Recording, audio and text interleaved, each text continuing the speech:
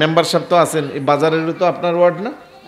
আল্লাহর হস্তে রোজার আগের দিন এলাকার যারা সম্মানিত ব্যক্তি আছে, যেমন আজকের মাহফিলের সভাপতি সাহেব আছে, আপনি আছেন, আরও যারা দায়িত্বশীল আছে, আপনারা মিল্লা একটা পারলে একটা ব্যানার করবেন, আর না হয় এমনি বাজারে হাইটে একটা রাউন্ড দিবেন যে রমজানের পবিত্রতা রক্ষা করতে হবে, দিনের বেলা কোনো খাবারের দোকান খোলা থাকতে পারবে না। পারবেন ইনশাল্লাহ।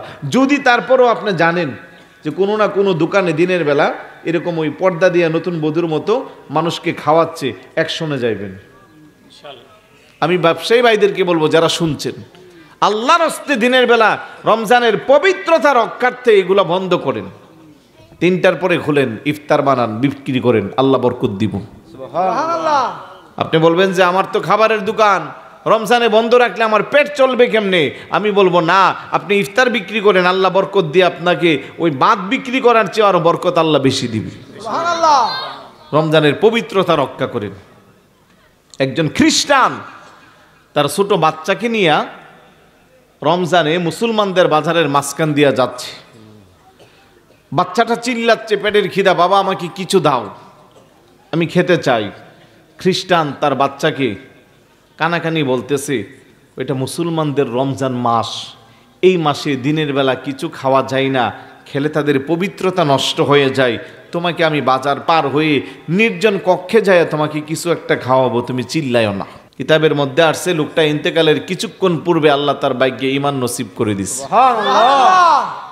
পাশের বাড়ির এক মুসলমান দরবেশ কিছুদিন পরে স্বপ্নে দেখতেছে সে জান্নাতে ঘুরতেছে।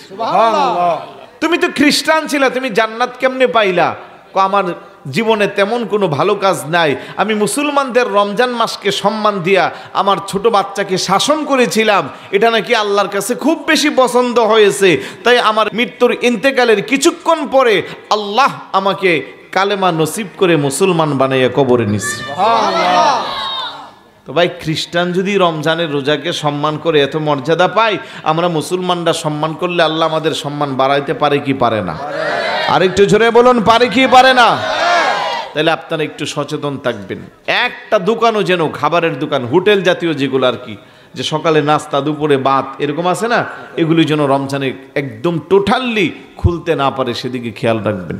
হ্যাঁ, জোহরের পরে 3টার দিকে আস্তে আস্তে খুলবে, কারণ ইফতারি আইটেম বানাবে, এগুলো বিক্রি করবে, তাতে বাধা দেওয়া যাবে না। তবে বেরোজগারদের জন্য কোনো খাবারের ব্যবস্থা রাখা যাবে। আল্লাহ যেন বোঝার তৌফিক দান করুন। আর একটু জোরে বলুন আমিন। সবাই রোজা রাখবেন তো ইনশাআল্লাহ? একটু কারা কারা রাখবেন হাত উঠান দেখি। এই তোরা ছোট মানুষ, না রাখলেও হবে, তারপরও এগুলা রাখে, আলহামদুলিল্লাহ বলবেন না? ছোট বাচ্চারা 7-8 বছরের বাচ্চাও রোজা রাখে। তোমরা রোজাগুলো রেখে, তোমাদের তো আর রোজা বয়স হয় নাই, তোমরা রেখে আমাদেরকে এগুলা সওয়াব দিয়ে দিবা। বলবা যে আল্লাহ আমার দাদা দাদি নানা নানি মুরব্বী যারা আছে এই সবগুলো তাদেরকে দিয়ে দাও। আল্লাহ যেন কবুল করে, বলুন আমিন। আর একটু জোরে বলুন আমিন।